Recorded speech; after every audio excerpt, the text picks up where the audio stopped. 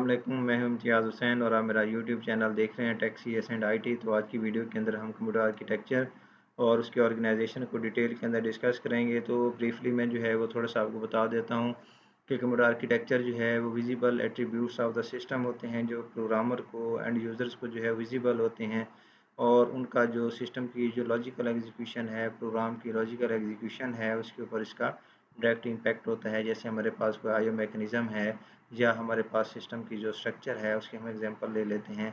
उसके अलावा हम इसके अंदर नंबर ऑफ़ बिट्स को जो है किसी भी डेटा टाइप्स को जो रिप्रेजेंट करते हैं उसकी एग्जांपल हम इसके अंदर ले सकते हैं। और फिर उसी तरह उसकी ऑर्गेनाइजेशन होती है।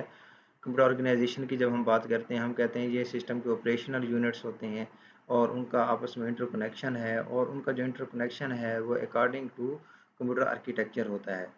तो मैं आपको इसको रियल लाइफ के अंदर एग्जांपल दे के जो है इसको थोड़ा सा मैं आपको डिफाइन करने की कोशिश करता हूँ। फॉर एग्जांपल आपके पास जो है कोई, जब आप कोई चीज़ कंस्ट्रक्शन करते हैं या कोई चीज़ बनाते हैं, तो आप उसका कोई मैप बनाते हैं, आप उसका कोई स्केच बनाते हैं, फिर आप उसी स्केच के अकॉर्डिंग जो है उन्हीं चीज़ों को डेवलप करते हैं। जैसे अब आप घर की एग्जांपल लेते हैं, तो जो उसका नक्शा बनाया जाता है आप उसको उसके अकॉर्डिंग ही बनवाते हैं, आप उसको चेंज नहीं करते। जो उसकी प्रॉपर पहले लोकेशन थी आप उसको उसी जगह से उसी हिसाब से जो है वहाँ पे एडजस्ट करते हैं। इसी तरह से जो कंप्यूटर आर्किटेक्चर है, आप हम अगर उसके IO मैकेनिज़्म की बात करें, तो आप वहाँ पे देखते हैं कि सिस्टम के जैसे लैपटॉप है आपके पास, उनकी जो आप इनपुट देते हैं उसके जो जगह है, जैसे हम कहते हैं माउस है आपका, आप उसके थ्रू इनपुट देते हैं, या आपके पास जो सिस्टम का जो है लैपटॉप है उसका पैड है, आप वहाँ से देते हैं। इसी तरह आपकी जो आउटपुट है वो स्क्रीन के ऊपर आती है या स्पीकर्स के ऊपर होती है। तो ये कैसे आपको पता चलता है कि आपने इनपुट माउस के ज़रिए देनी है, आपको कैसे पता चलता है कि आपने आउटपुट जो है वो स्क्रीन के ऊपर देखनी है? तो बेसिकली कंप्यूटर आर्किटेक्चर इस तरह से डिज़ाइन किया जाता है, इस तरह से जो है उसको डिज़ाइन किया गया है कि जो आपका एंड यूज़र है, प्रोग्रामर है, वो चीज़ जो है उसके लिए विज़िबल है, उसको देख सकता है, और उसका आर्किटेक्चर जो है उसको पता है कि मेरे पास इनपुट डिवाइसेज़ जो हैं वो कहाँ पे मौजूद हैं। IO मैकेनिज़्म कंप्लीट जो है वो उसके पास वहाँ पे सामने होता है। इसी तरह जब हम सिस्टम के ऑर्गेनाइजेशन की बात करते हैं, जैसे अभी मैंने आपको बताया कि जब हम IO मैकेनिज़्म की कहें तो इनपुट डिवाइसेज़ किसी और जगह होते हैं, आउटपुट डिवाइसेज़ किसी और जगह होते हैं। इनपुट डिवाइसेज़ का जो ऑर्गेनाइजेशन है वो सेपरेट है, डिफरेंट है। इसी तरह आउटपुट डिवाइसेज़ की जो मैकेनिज़्म है वो भी सेपरेट जो है वो सेपरेट है, डिफरेंट है। जैसे अगर मैं आपको एक और एग्जांपल देता हूँ, आपके पास सिस्टम यूनिट होता है कंप्यूटर का, आप उसको जब ओपन करते हैं तो आपको उसके अंदर बहुत सारी डिवाइसेज़ जो हैं वो नज़र आती हैं, और हर डिवाइस जो है वो एक प्रॉपर लोकेशन के ऊपर मौजूद होती है। अगर आप उसके जितने कंपोनेंट्स हैं, अगर आप उसके साथ उसके ऑर्गेनाइजेशन के साथ छेड़छाड़ करते हैं कि आप एक जगह से एक कंपोनेंट उठाते हैं और उसको उस किसी दूसरे कंपोनेंट की जगह के ऊपर लगा देते हैं, और फिर इसी तरह से कोई दूसरा कंपोनेंट उठाते हैं, उसको किसी दूसरे कंपोनेंट की तीसरे कंपोनेंट की जगह के ऊपर लगा देती हैं, तो एक तो आर्किटेक्चर उसका डिस्टर्ब हुआ, ऑर्गेनाइजेशन आपने चेंज की तो उसका आर्किटेक्चर जो है वो डेफिनेटली डिस्टर्ब हुआ। चीज़ें सारी की सारी उस सिस्टम यूनिट के अंदर मौजूद हैं, आपने बट उसकी ऑर्गेनाइजेशन को चेंज कर दिया है, जिससे उसका आर्किटेक्चर डिस्टर्ब हुआ। तो उससे क्या होता है कि आपके सिस्टम की जो परफॉर्मेंस है वो डिग्रेड हो जाती है, आपका सिस्टम जो है वर्क करना छोड़ देता है। बाज़ दफ़ा आपका सिस्टम जो है उससे आप वो आउटपुट नहीं ले सकते जो चाहते हैं। तो कंप्यूटर ऑर्गेनाइजेशन के अंदर जो है उसके अंदर कंप्यूटर के हार्डवेयर्स की डिटेल आ जाती है। उसके अंदर आप जो आपके पास आर्किटेक्चर होता है, आप अपने सिस्टम की जो इंटरकनेक्शन है, उसके जो पार्ट्स हैं, ऑपरेशनल यूनिट्स हैं, आप उन ऑपरेशनल यूनिट्स का जो इंटरकनेक्शन है आप अकॉर्डिंग टू कंप्यूटर आर्किटेक्चर ही करते हैं। तो उसके बाद फर्दर हम इसके अंदर अगर चलते हैं तो हमारे पास स्ट्रक्चर और फंक्शन आ जाते हैं। स्ट्रक्चर और फंक्शन जो है उसमें सबसे पहले हमारे पास स्ट्रक्चर है। स्ट्रक्चर क्या है? The way in which components are interrelated. आपके कंप्यूटर सिस्टम के जितने कंपोनेंट्स हैं आपने उसको किस तरह से इंटररिलेट करना है। इंटररिलेट से क्या मतलब होता है कि आपने उसको किस तरह से कनेक्ट करना है, आपने उनको किस तरह से एक दूसरे के साथ जोड़ना है, इंटरकनेक्ट करना है। तो उस चीज़ को हम क्या कहते हैं, ये उसकी स्ट्रक्चर कहलाती है। जैसे कोई भी स्ट्रक्चर डेवलप की जाती है, स्ट्रक्चर डेवलप करने के लिए आपके पास एक प्रॉपर वे होता है, एक प्रॉपर तरीकाकार होता है। आप उस स्ट्रक्चर को उस वे के अंदर, उस प्रॉपर तरीकाकार के अंदर जो है वहाँ पे सेट करते हैं। तो structure the way in which components are interrelated. तो उसके बाद हम फर्दर जब हम देखते हैं स्ट्रक्चर के जो हैं वो हमारे पास यहाँ पे मेन स्ट्रक्चर के जो हैं वो 4 कंपोनेंट्स हैं। ठीक है, जो है अगर हम वापस जाएँ थोड़ा सा मैं आपको इसके बारे में बता दूँ। कंपोनेंट्स का यहाँ पे जिक्र है। तो कंपोनेंट्स जब हम यहाँ पे देखते हैं तो कंपोनेंट्स के अंदर यहाँ पे 4 कंपोनेंट्स को जो है स्ट्रक्चर के अंदर मेन जो कंपोनेंट्स हैं यहाँ पे डिफाइन किया गया है, उसके अंदर बताया गया है। तो उसके अंदर सबसे पहला जो कंपोनेंट है आपके पास सीपीयू है, सेंट्रल प्रोसेसिंग यूनिट जिसको कहते होते हैं। दूसरा जो है वो आपके पास मेन मेमोरी है। तीसरा जो है उसके अंदर पार्ट आपके पास आईओ डिवाइसेस हैं। जो आपके पास चौथा पार्ट है वो उसका सिस्टम बसेस का जो है वहाँ पे पूरा कंप्लीट जो है आपके पास वहाँ पे मैकेनिज्म मौजूद है। तो 4 पार्ट्स के अंदर सबसे पहले जो है हम डिस्कस करते हैं सेंट्रल प्रोसेसिंग यूनिट को, जिसको आप कंप्यूटर सिस्टम का ब्रेन भी कहते हैं, आप इसको सीपीयू भी कहते हैं। ठीक है, तो इसका काम क्या है, ये कंट्रोल करता है operations of computer and perform its data processing function often simply refer to as a processor. तो सेंट्रल प्रोसेसिंग यूनिट का काम क्या है, बेसिकली आपके सिस्टम के अंदर जितनी प्रोसेसिंग है ये सारी की सारी प्रोसेसिंग का काम जो है वो सेंट्रल प्रोसेसिंग यूनिट करता है। जैसे अभी मैंने आपको बताया कि जो आपके पास सेंट्रल प्रोसेसिंग यूनिट है, सीपीयू है, ये as a brain of computer कहलाता होता है। तो कंप्यूटर के ब्रेन से क्या मुराद है कि जैसे इंसान का ब्रेन जो है वो सारे काम करता है, इंसान ने जो काम करने हैं वो अपने दिमाग से सोचता है और फिर अपने दिमाग सोचने के बाद जो है उसको काम करता है। कोई चीज़ काम करना है, कोई काम नहीं करना, उसको कोई चीज़ गलत लग रही है, कोई सही लग रही है, तो इंसान का जिस तरह ब्रेन जो है वो उसके अंदर इन्वॉल्व होता है, इसी तरह से आपका कंप्यूटर सिस्टम का जो सीपीयू है, कंप्यूटर सिस्टम की जितनी प्रोसेसिंग है, जितने फंक्शंस हैं, काम करने हैं, जो सिस्टम ने परफॉर्म करने हैं, आपका सेंट्रल प्रोसेसिंग यूनिट जो है उसके अंदर डायरेक्टली इन्वॉल्व होता है। ठीक है, जो सेकंड इसके अंदर आपके पास पार्ट आ जाता है वो आपके पास है मेन मेमोरी का पार्ट है। मेन मेमोरी जो है जिसको हम आमतौर पर रैम भी कहते हैं, आपके डाटा को टेम्परेरी तौर पे जो है ये स्टोर करती है, उस डाटा को स्टोर करती है जो कि इन एग्जीक्यूशन होता है। फॉर एग्जांपल आपने कोई चीज़ जो है वो प्रोग्राम चलाया हुआ है, जब भी आप उस प्रोग्राम को चलाते हैं वो सबसे पहले आपके पास आपकी रैम के अंदर आता है, आपकी सिस्टम की रैम के अंदर वहाँ पे आएगा और फिर उसके बाद जो है वो उसके ऊपर फर्दर प्रोसेसिंग स्टार्ट होती है। तो आपके पास आपकी जो मेन मेमोरी है वो आपके जो कंप्यूटर की जो स्ट्रक्चर है आपके कंप्यूटर का उसके अंदर उसका एक इम्पॉर्टेंट पार्ट है मेन मेमोरी जो है, जिसको हम आम तौर पर रैम भी कहते हैं। आपके डाटा को जब तक वो एग्जीक्यूशन के अंदर होता है टेम्परेरी तौर पे जो है वो इसको स्टोर कर रही होती है। जो थर्ड पार्ट है इसके अंदर आपके पास वो आईओ मैकेनिज्म है।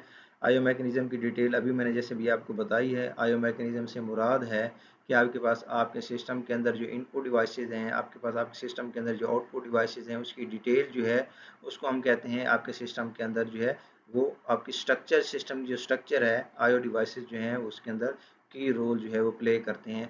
आईओ डिवाइसेज के अंदर जब हम इनपुट डिवाइसेज की बात करते हैं, हमारे पास जो है वो स्कैनर आ जाते हैं, हमारे पास मोस्टली मोस्टली यूज़ होता है, उसको हम कहते हैं, हमारे पास जो है वो माउस है। उसके अलावा आपके पास जो है माइक्रोफोन जो है वो इसके एग्जांपल में आ जाते हैं। इसी तरह आपके पास आउटपुट डिवाइसेस में मोस्ट कॉमनली जो है हम कहते हैं हमारे पास डिस्प्ले डिवाइसेस हैं, डिस्प्ले डिवाइस उसके अंदर आ जाता है, स्पीकर जो है उसके अंदर आ जाते हैं, प्रिंटर जो है उसके अंदर आ जाते हैं। तो ये एक स्ट्रक्चर है, कंप्लीट स्ट्रक्चर है सिस्टम की। तो इनपुट डिवाइसेस जो है वो आपकी कंप्यूटर सिस्टम की स्ट्रक्चर के अंदर जो है इंपॉर्टेंट रोल प्ले करते हैं। अब आपके पास जो सीपीयू भी है, आपके पास मेन मेमोरी भी है, आपके पास आईओ डिवाइसेस भी हैं। तो इनका आपस में जब आपने इसके स्ट्रक्चर को बनाना होता है तो ये उसके पार्ट्स हैं। ठीक है, आपने इन पार्ट्स को फिर आपस में इंटरकनेक्ट भी करना होता है। ठीक है, अगर हम वापस जाएँ तो हमारे पास जैसे ऑर्गेनाइजेशन है, तो यहाँ पे है कि operational units and their interconnection. तो ये हमारे पास सारे ऑपरेशनल यूनिट्स हैं, सेंट्रल प्रोसेसिंग यूनिट है, मेन मेमोरी है, ठीक है? तो हमारे पास इनपुट डिवाइसेज़ हैं, आउटपुट डिवाइस हैं, ये सारे के सारे हमारे पास ऑपरेशनल कंपोनेंट्स हैं, ठीक है? तो इनका आपस में इंटरकनेक्शन भी है, जैसे मैंने अभी आपको ऑर्गेनाइजेशन के अंदर बताया था कि हर कंपोनेंट का जो इंटरकनेक्शन है वो एक स्पेसिफिक कंपोनेंट के साथ होगा, एक प्रॉपर कंपोनेंट के साथ होगा। तो उस उनको आपस में इंटरकनेक्ट करने के लिए सिस्टम इंटरकनेक्शन का एक कंप्लीट जो है वो मैकेनिज्म मौजूद होता है कि सिस्टम के अंदर जितने भी ये सारे कंपोनेंट्स हैं इनको कनेक्ट करने के लिए बसेस का इस्तेमाल किया जाता है। बसेस क्या होती हैं, बेसिकली इलेक्ट्रॉनिक जो है वो लेआउट्स होती हैं कि जो वायर्स हैं जिसको हम सिंपली वायर्स कहते हैं, तारें कहते हैं, ये सारी इन चीज़ों के ज़रिए जो अब आप आपस में इंटरकनेक्ट करते हैं डिफरेंट सिस्टम्स को, कंपोनेंट्स को, तो इसको हम क्या कहते हैं, ये सिस्टम का जो है वो इंटरकनेक्शन है और इस पर्पज़ के लिए हम जो है वो बसेस का यूज़ करते हैं। तो ये जो कंप्यूटर सिस्टम का स्ट्रक्चर है वो इन 4 कंपोनेंट्स के ऊपर मुश्तमिल होता है। तो फर्दर जो है यहाँ पे भी जो है यहाँ पे नज़र आ रहा है जैसे कंप्यूटर है, सीपीयू है और आपके पास कंट्रोल यूनिट्स हैं। एक और चीज़ भी यहाँ पे ऑब्जर्व की गई है, जब हम इन कंपोनेंट्स को यहाँ पे डिस्कस करते हैं तो हम कहते हैं कंप्यूटर सिस्टम के अंदर एक हायरार्की पाई जाती है। हायरार्की से क्या मुराद है, जैसे यहाँ पे मैं आपको दिखा रहा हूँ कंप्यूटर सिस्टम है ये अभी 4 कंपोनेंट जो हमने अभी डिस्कस किए हैं, इनपुट डिवाइसेज हैं, मेन मेमोरी है, सिस्टम बसेज हैं और सीपीयू है। ये कंप्यूटर सिस्टम के 4 कंपोनेंट्स हैं। कंप्यूटर सिस्टम की जो स्ट्रक्चर है, उस स्ट्रक्चर के अंदर ये 4 कंपोनेंट्स जो हैं वो आपके सामने आपके मौजूद हैं। तो मोस्टली ये कहा जाता है कंप्यूटर सिस्टम के अंदर जो है वो एक हायरार्की पाई जाती है। हायरार्की से क्या मुराद होता है, जैसे अगर हम डेटाबेसेस को डिस्कस करते हैं तो उसके अंदर हम कहते हैं जो एक हायरार्किकल मॉडल था, एक हायरार्किकल मॉडल बहुत सारे स्टूडेंट्स ने जो है उसके अंदर डिस्कस किया होगा, पढ़ा होगा, उसको डिटेल के अंदर उसको पता होगा स्टूडेंट्स को। एक हायरार्की होती है। हायरार्की से क्या मुराद है, एक पेरेंट चाइल्ड रिलेशनशिप है, पेरेंट्स हैं फिर उनके चाइल्ड्स हैं, फिर पेरेंट चाइल्ड जो है वो पेरेंट्स बन जाते हैं, फिर उनके जो है वो चाइल्ड हो जाती हैं। तो ये एक हायरार्की चली जाती है। और दूसरे लफ्ज़ हम ये कहते हैं कि ये जो है एक जैसे हमारे पास कंप्लीट सिस्टम है, एक टॉप से स्टार्ट होता है जिसको हम कहते हैं रूट है, फिर उसके लीव्स आ जाते हैं। तो इसी तरह से ये सारा एक हायरार्की होती है। तो कंप्यूटर सिस्टम के अंदर भी एक हायरार्की है। ये 4 कंपोनेंट्स हैं। अब देखें यहाँ पे सीपीयू के अंदर मजीद फर्दर जो है वो कुछ कंपोनेंट्स हैं, जैसे सीपीयू के अंदर रजिस्टर्स आ जाती हैं, सीपीयू के अंदर एएलयू है, सीपीयू के अंदर इंटरनल बसेज हैं, सीपीयू के अंदर जो है वो कंट्रोल यूनिट जो है वो यहाँ पे मौजूद है। तो सीपीयू के अंदर भी एक जो है वो कंट्रोल यूनिट यहाँ पे मौजूद है। तो यहाँ पे फिर कंट्रोल यूनिट के अंदर एक ऐसा ही एक सीपीयू का पार्ट है जिसके अंदर फर्दर एक हायरार्की है। ठीक है, कंट्रोल यूनिट के अंदर फिर क्या आ जाता है, सीक्वेंसिंग लॉजिक आ जाती है, control unit registers and decoders आ जाते हैं, कंट्रोल मेमोरी आ जाती है।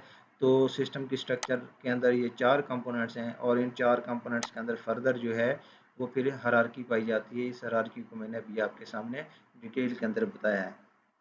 फिर जब हम आगे फर्दर चलते हैं तो हमारे पास स्ट्रक्चर जो है उसके फिर फंक्शन होते हैं। अब जैसे मैंने अभी आपको बताया कि हमारे पास एक स्ट्रक्चर है, स्ट्रक्चर के अंदर जो है वो हमारे पास 4 मेन कंपोनेंट्स हैं। अब जैसे मैंने आपको बताया कि हमारे पास जो है वो सीपीयू मौजूद है, मैंने आपको बताया कि हमारे पास आईओ मैकेनिज्म मौजूद है, मैंने आपको बताया हमारे पास मेन मेमोरी मौजूद है।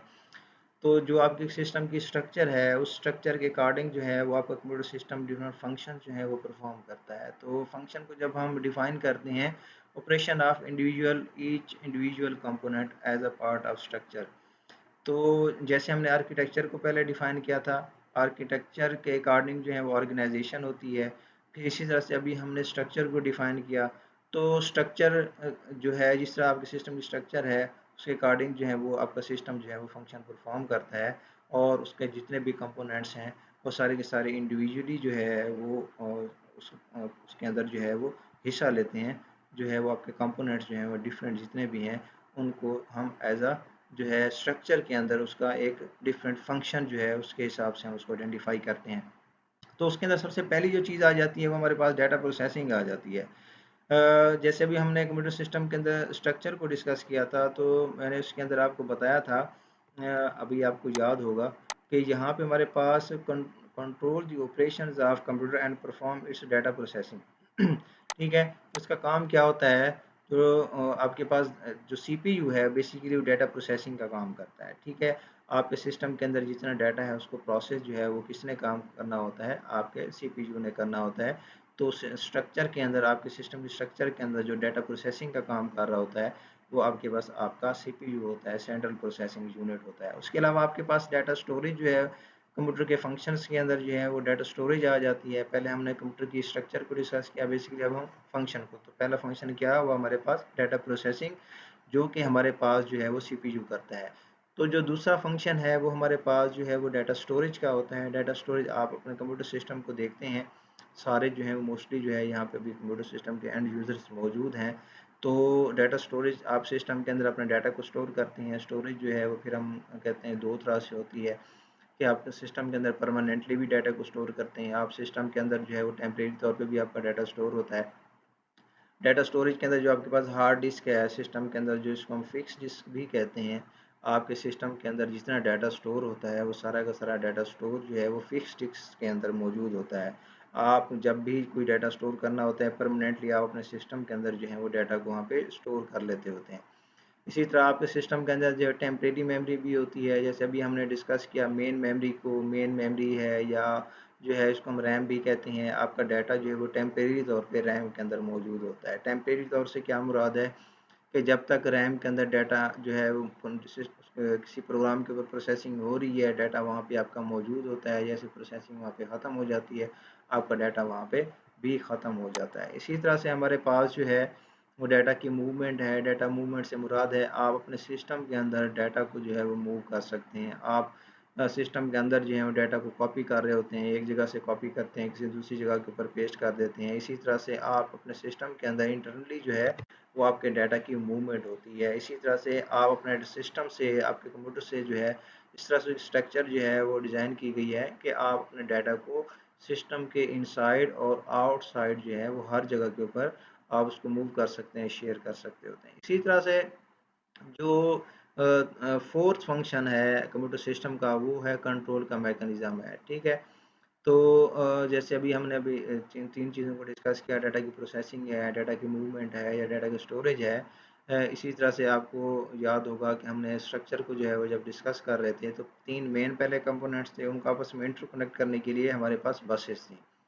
इसी तरह से ये जो जब हम डाटा फंक्शन को डिस्कस कर रहे हैं तो इसके अंदर अगर आप देखें तो हमारे पास जो है मेन डाटा प्रोसेसिंग है, डाटा मूवमेंट है और जो है हमारे पास डाटा स्टोरेज है। ये मेजर जो है फंक्शन है, इनके काम को कंट्रोल करने का भी एक मैकेनिज्म होता है, सीपीयू का पार्ट है। ठीक है, एक एआरयू है, एक जो है वो सीयू है, कंट्रोल यूनिट जो है वो आप जितने भी सिस्टम के अंदर प्रोसेसिंग होती है, कंप्यूटर सिस्टम के अंदर जितने फंक्शंस होते हैं, आप जितने उसके ऊपर फंक्शन परफॉर्म कर रहे होते हैं, आपका सीयू जो है, कंट्रोल यूनिट जो है वो कंप्यूटर के अंदर उन सारी चीज़ों को वहाँ पे जो है वो डील कर रहा होता है, उनको कंट्रोल कर रहा होता है। तो इसी तरह जब स्ट्रक्चर को जब हम इंटरकनेक्ट कर रहे होते हैं, हमारे पास बसेस मौजूद होती हैं। जब हम सिस्टम के अंदर जो है वो इन डाटा की मूवमेंट कर रहे हैं, डाटा की स्टोरेज कर रहे हैं, डाटा के ऊपर प्रोसेसिंग कर रहे हैं, तो इन सारों चीज़ों को कि एक्यूरेटली आपके टास्क जो हैं वो परफॉर्म हो रहे हैं, नहीं हो रहे हैं, फंक्शन जो है वो एक्यूरेटली परफॉर्म हो रहे हैं या नहीं हो रहे, तो इन सारी चीज़ों को कंट्रोल करने का भी आपके सिस्टम के अंदर मैकेनिज्म मौजूद होता है। कंट्रोल यूनिट जो है वो बेसिकली इस चीज़ को देख रहा होता है। ठीक है, तो ये हमारे पास था कंप्यूटर सिस्टम की स्ट्रक्चर और फंक्शन। फर्दर जो है यहाँ पे एक पिक्चर जो है वो दिखाई गई है, मैकेनिज्म जो है वो डिफ़ाइन किया गया है, जो अभी मैंने आपको जो है वो अभी फंक्शंस डिफ़ाइन किए हैं कि हमारे पास मूवमेंट है, कंट्रोल है, स्टोरेज प्रोसेसिंग को। ठीक है, कंट्रोल जो है वो क्या हो रहा है सिस्टम के अंदर, मूवमेंट जो है वो डाटा जैसे भी मैंने आपको बताया। तो ये डिफरेंट जो चीज़ें अभी मैंने आपके साथ डिस्कस की हैं, ये डिफरेंट शेप्स के अंदर, इसके अंदर यहाँ पे मैंने उनको डिफ़ाइन किया है कि किस तरह से जो है ये सिस्टम जो है, ये चारों फंक्शन जो हैं वो सिस्टम के किस तरह से, ये एरोस के अंदर आप यहाँ पे देख सकते हैं कि फंक्शंस आपके यहाँ पे परफॉर्म हो रहे हैं। जैसे मूवमेंट का फंक्शन है, यहाँ पे कंट्रोल हो रहा है। मूवमेंट जो है स्टोरेज के थ्रू हो रही है, डाटा आपके पास स्टोर है, आप उसकी मूवमेंट कर रहे हैं, उसका भी अंदर भी यहाँ पे कंट्रोल। तो वहाँ पे जैसे अभी मैंने आपको डिफाइन किया, कंट्रोल का मैकेनिज्म जो है यहाँ पे इन तीनों फंक्शंस को यहाँ पे बेसिकली कंट्रोल कर रहा है। जो आप यहाँ पे फंक्शंस को परफॉर्म कर रहे हैं, तो इन तीनों फंक्शंस को परफॉर्म करने के लिए यहाँ पे कंट्रोल का मैकेनिज्म है। आप एरोस की हेल्प से यहाँ पे वन पे वन यहाँ पे देख सकते हैं, इसको अंडरस्टैंड कर सकते हैं।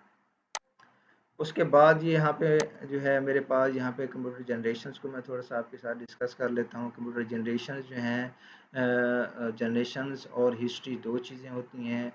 कंप्यूटर जनरेशन्स के अंदर और हिस्ट्री के अंदर जो है वो थोड़ा डिफरेंस होता है, फ़र्क होता है। जनरेशन्स और चीज़ हैं, हिस्ट्री आपके पास और चीज़ है। जनरेशन हिस्ट्री जब हम उसको डिस्कस करते हैं, हम कहते हैं हिस्ट्री जो है जब वो चीज़ बनना स्टार्ट हुई, कैसे उसको बनाया गया, उसको किस तरह से उसके ऊपर डेवलपमेंट हुई, कितने लोगों ने उसके अंदर जो है वो हिस्सा लिया, कितने लोग उसके अंदर इन्वॉल्व हुए, तो वो जब स्टार्ट हुआ उसके ऊपर वहाँ से लेकर एंड तक जो है उसकी सारी कंप्लीट डिटेल जो है उसको हम कहते हैं, उसके अंदर वो जो है उसकी हिस्ट्री कहलाती होती है। इसी तरह से जो हमारे पास जो जनरेशन्स हैं, जनरेशन्स के अंदर जब हम डिस्कस करते हैं, चीज़ जब बन जाती है, आप उस बनी हुई चीज़ के अंदर जो है कुछ चेंजेस करते हैं, आप उसके अंदर जो है उसको मज़ीद एडवांस करते हैं with the passage of time. जैसे जैसे आपको उसकी ज़रूरत होती है, आप उसको उसी हिसाब से जो है वहाँ पे डिस्कस कर रहे होते हैं, देख रहे होते हैं। तो जनरेशन्स के अंदर सबसे पहले जो मेरे पास फर्स्ट जनरेशन यहाँ पे आ जाती है। फर्स्ट जनरेशन जो है वो हमारी स्टार्ट हुई 1942 से लेकर 1955 तक। ठीक है, तो जब हम इन जनरेशन्स को डिस्कस करेंगे तो आप देखेंगे इसके अंदर आपके सिस्टम का साइज़ बहुत ज़्यादा बड़ा होगा। 3-4 चीज़ें कॉमन है इसके अंदर, जिसके अंदर उसके ऊपर जो है फर्दर प्रोसेसिंग हुई होगी, फर्दर जो है उसके ऊपर डेवलपमेंट हुई। एक तो ये है कि स्टार्ट के अंदर जब फर्स्ट जनरेशन स्टार्ट हुई 1942 के अंदर, तो सिस्टम के साइज़ बहुत ज़्यादा बड़े थे, ठीक है, सिस्टम के साइज़ बड़े थे। डेफिनेटली अगर सिस्टम का साइज़ जो है वो उसके अंदर बड़ा है तो उसकी जो इलेक्ट्रिसिटी की कंजम्पशन होती है वो भी ज़्यादा होती है। अगर आपके पास जो है वो अगर उसका साइज़ बड़ा है तो उसको एनर्जी बहुत ज़्यादा चाहिए, पावर बहुत ज़्यादा चाहिए होती है। अगर आपके पास जो है वो किसी मशीन का हुजम बहुत ज़्यादा बड़ा है तो बाज़ दफ़ा आपको बहुत सारे लोग चाहिए होते हैं उसको चलाने के लिए, क्योंकि ओल्ड टेक्नोलॉजी थी। बट ऑल दो आप ये नहीं कह सकते कि जब फर्स्ट जनरेशन जैसे भी हम यहाँ पे डिस्कस करेंगे तो आपको जो उसकी स्पेसिफिकेशन आपके सामने रखूँगा, प्रॉपर्टीज़ होंगी, तो आपको एक अजीब सी मशीन नज़र आएगी। बट ये है कि उस टाइम इसकी बड़ी अफादियत थी। मैं आपको इसके साथ साथ जो है वो सारी चीज़ें बताता हूँ। तो फर्स्ट जनरेशन कंप्यूटर के अंदर जो मेजर इसके अंदर जो एडवांसमेंट हुई थी वो थी वैक्यूम ट्यूब्स का इस्तेमाल था। वैक्यूम ट्यूब्स बेसिकली क्या हैं, क्या थे वैक्यूम ट्यूब्स जो हैं वो उस टाइम एक टेक्नोलॉजी जो थी अवेलेबल थी, मेटल प्लेट्स के ऊपर कंसिस्ट थी, एक ग्लास कैप्सूल टाइप था, ठीक है, जिसके अंदर जो है वो डिफरेंट वायर्स जो हैं वो लगी हुई थी। तो फर्स्ट जनरेशन के अंदर दो कंप्यूटर्स की इन्वेंशन हुई। सबसे पहले हमारे पास इनैक था। इनैक क्या है, electronic numerical integrator and computer है। ये हमारे पास फर्स्ट कंप्यूटर था, ठीक है, जिसको यूनिवर्सिटी ऑफ पेंसिल्वेनिया के अंदर जो है वो डेवलप किया गया था। इसका एक स्पेसिफिक पर्पस था। स्पेसिफिक पर्पस क्या था, जैसे मैंने अभी यहाँ पे डेट मेंशन की है 1942 के अंदर जो है सेकंड वर्ल्ड वार का जो है ये दौर है, ठीक है। तो ये एक टास्क दिया गया था सेकंड वर्ल्ड वार के अंदर, ठीक है। तो यहाँ पे यूनिवर्सिटी ऑफ पेंसिल्वेनिया के अंदर जो है टास्क दिया गया और इसके ऊपर जो है मोर देन 2000 पीपल जो है यहाँ पे लगाए गए और उन्होंने इसके ऊपर काम किया। और काम करने के बाद जो है उन्होंने एक सिस्टम जो है वो इंट्रोड्यूस करवाया, सिस्टम दिया, ठीक है, जिसका नाम था electronic numerical integrator and computer. तो आपको एक चीज़ मैं यहाँ पे और भी मेंशन करता चलूँ कि स्टार्ट के अंदर जब कंप्यूटर को बनाया गया था, डेवलप किया गया था, तो इसका पर्पज़ ये नहीं था जिस पर्पज़ के लिए आज हम यूज़ कर रहे हैं। आज का हमारा कंप्यूटर जो है वो बहुत ज़्यादा एडवांस हो चुका है। आप देखें ज़िंदगी लाइफ की हर फील्ड के अंदर जो है यहाँ पे आज कंप्यूटर का इस्तेमाल हो रहा है। आज कंप्यूटर को जो है यहाँ पे यूज़ किया जा रहा है। तो बेसिकली जो स्टार्ट के अंदर कंप्यूटर को यूज़ करने का पर्पज़ था वो ये था कि जो हमारे पास कैलकुलेशंस हैं उन कैलकुलेशंस को जो है यहाँ पे परफॉर्म किया जाए, उन कैलकुलेशंस को यहाँ पे देखा जाए, ठीक है। तो जो फर्स्ट जनरेशन कंप्यूटर था इसको बनाने का पर्पज़ भी यही था कि किसी तरह से जो है यहाँ पे उन जो है कैलकुलेशन को परफॉर्म किया जाए। तो जो पहला कंप्यूटर जब बनाया गया तो उसकी जो फाइंडिंग्स आई, ठीक है, उसको अब अभी हम डिस्कस करेंगे।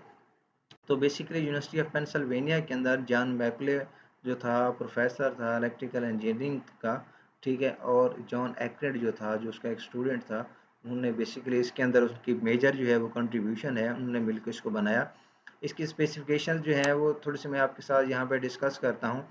तो यहाँ पे देखें तो इसका वेट जो था वो 30 टन था। 30 टन जो है आप खुद इमेजिन कर सकते हैं कि 30 टन जो है वो बहुत ज़्यादा वेट है किसी भी चीज़ के लिए। तो क्योंकि ये बहुत बड़ी मशीन थी, बहुत ज़्यादा बड़ी मशीन होने की वजह से इसका वेट बहुत ज़्यादा था। आप इसकी जो है वो स्पेस से अंदाज़ा लगाएं, 1500 स्क्वायर फीट फ्लोर स्पेस जो है ये ऑक्यूपाई करता था। तो अगर आप देखें 1500 स्क्वायर फीट बहुत ज़्यादा बड़ा इसका साइज़ था, ठीक है। और इसका वेट जो था 30 टन था और ये इसका वेट ज़्यादा होने की वजह और स्पेस ज़्यादा होने की वजह सिर्फ ये थी कि ये 18,000 क्योंकि इसके अंदर वैक्यूम ट्यूब्स लगी हुई थी। जैसे मैंने अभी आपको बताया कि उस टाइम जो चीज़ इंट्रोड्यूस हुई, जो फर्स्ट जनरेशन के अंदर जिस चीज़ को यूज़ किया गया, जो कि हमारे पास एज वैक्यूम ट्यूब्स थी, वैक्यूम ट्यूब्स को हमने उसके अंदर यूज़ किया। तो वैक्यूम ट्यूब्स 18,000 वैक्यूम ट्यूब्स जो हैं वो उसके अंदर वहाँ पे उसको यूज़ किया गया। 18,000 वैक्यूम ट्यूब्स की वजह से जो है इसका वेट बहुत ज़्यादा बढ़ गया सिस्टम का और उसकी जो स्पेस थी, स्पेस भी बहुत ज़्यादा इसकी हो गई। उसके अलावा ये कंज्यूम करता था 140 किलो वाट्स ऑफ पावर।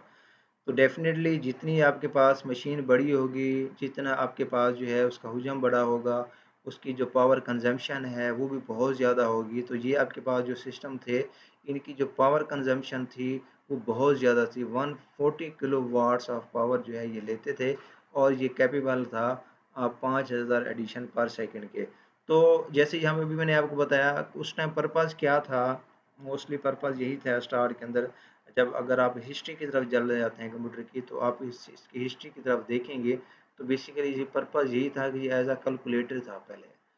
तो हम आज भी कहते हैं हमारे पास जो कंप्यूटर है वो बेसिकली ब्रांच ऑफ मैथमेटिक्स है। मैथमेटिक्स की ब्रांच हम कहते हैं कंप्यूटर को। तो मेन पर्पज़ क्या था? कैलकुलेशंस था। तो आपके पास ये जो पहला कंप्यूटर था 5000 सेकंड्स पर सेकंड जो है ये कैलकुलेशंस कर सकता था। ठीक है। और ये वह सिस्टम थे आपके पास इनैक जो थे ये डेसिमल थे। आजकल हमारे पास जितने भी सिस्टम यहाँ पे मौजूद हैं वो सारे के सारे सिस्टम जो हैं वो हमारे पास यहाँ पे एज अ बाइनरी सिस्टम मौजूद हैं, 0 1 को फॉर्म करते हैं। ये आपके पास वह सिस्टम थे जो कि हमारे पास एज अ डेसिमल सिस्टम वहाँ पे मौजूद थे। उसके बाद सेकंड जो आपके पास है यहाँ पे फर्स्ट जनरेशन के अंदर एक सेकंड कंप्यूटर को जो है इंट्रोड्यूस करवाया गया जो कि हमारे पास यूनिवैक था। यूनिवैक जो है यूनिवैक को यहाँ पे इंट्रोड्यूस करवाया गया। UNIVAC stand for universal automatic computer. Basically जो फर्स्ट कंप्यूटर था उसके अंदर इन्हांसमेंट की गई, जनरेशन वही चलती रही। पहले इनैक था, फिर हमारे पास क्या आया, यूनिवैक था। तो ये फर्स्ट सक्सेसफुल मशीन थी। ठीक है। और इसको हम कहते हैं कि इसको मुख्तलिफ जगहों के ऊपर यूज़ किया गया। जैसे हम कहते हैं जी मैट्रिक्स अलजेब्रिक कंपटीशन थी, स्टैटिकल प्रॉब्लम थी, प्रीमियम बिलिंग के अंदर इंश्योरेंस कंपनीज ने जो है वो इसको यूज़ किया। ठीक है। तो इसका मतलब है इसको कमर्शियली थोड़ा सा यूज़ किया गया। कमर्शियल जो है ये जो है वो फर्स्ट कंप्यूटर था जिसको कमर्शियली जो है वो यूज़ किया गया। तो पहले सिस्टम स्पेसिफिकेशन जो थी वो सारी की सारी पहले ही सिस्टम वाली थी। मतलब अगर हम वेट को देख लें, उसकी स्पेस को देख लें, टेक्नोलॉजी वैक्यूम ट्यूब की यूज़ की गई, उसकी जो इलेक्ट्रिसिटी की जो थी वो कैपेबिलिटी को देख लें, या आप उसकी एडिशन की कैपेबिलिटी को चेक कर लें, सारा वही था। तो इसके अंदर नई चीज़ें क्या थी, एक तो ये कमर्शियल पहला कंप्यूटर था जो कमर्शियली यूज़ किया गया। सेकेंडली क्या चीज़ थी इसके अंदर कि इसके अंदर जो अलजेब्रिक कंप्यूटेशंस थी, स्टैटिकल प्रॉब्लम्स, और प्रीमियम मुख्तलिफ इंश्योरेंस कंपनीज ने जो है इसको यहाँ पे यूज़ किया। फिर जी हमारे पास यहाँ पे सेकंड जनरेशन है। जैसे मैंने अभी आपको बताया कि हर जनरेशन का आगाज़ जो है वो एक नई इन्वेंशन के साथ हुआ, एक नई चीज़ डेवलप होने के साथ हुआ। जैसे फर्स्ट जनरेशन थी उसके अंदर वैक्यूम ट्यूब्स का इस्तेमाल किया गया। वैक्यूम ट्यूब्स की डेवलपमेंट की वजह से जो है यहाँ पे बताया गया कि जो फर्स्ट जनरेशन थी वो हमारे पास यहाँ पे स्टार्ट हुई। तो सेकेंड जनरेशन का जो आगाज़ है वो ट्रांजिस्टर की इन्वेंशन से हुआ। पहली जनरेशन के अंदर हमारे पास वैक्यूम ट्यूब थी, और सेकंड जनरेशन के अंदर जो है वो जो ट्रांजिस्टर्स थे बेल लेबॉर्ट्रीज के अंदर इनको बनाया गया। और ये इसके बनने से जो है कहा जाता है कि इलेक्ट्रॉनिक रेवोल्यूशन आ गया। उसकी वजह ये थी कि इन्होंने रिप्लेस किया वैक्यूम ट्यूब्स को। इनका साइज़ कम था। Transistor is a smaller cheaper and dispatch less. ठीक है। तो ये सारी उसकी जो है वो प्रॉपर्टीज़ थी। छोटा डिवाइस था, चीपर था, और डिस्पैच लेस था। और इसका साइज़ छोटा होने की वजह से आपके कंप्यूटर सिस्टम का साइज़ जो कि सेकंड जनरेशन कंप्यूटर थे 1955 से लेकर 1965 तक, आपके कंप्यूटर सिस्टम का साइज़ जो है वो बहुत हद तक रिड्यूस हो गया। आपके सिस्टम का साइज़ जो है वो बहुत कम हो गया इसके अंदर। ठीक है। तो इसके अंदर सेकंड जनरेशन के अंदर जो है जो जो इम्पोर्टेंट चीज़ जो है वो इंट्रोड्यूस हुई, जो है introduction of more complex arithmetic and logic unit and control unit, the use of high level programming languages and provision of system software.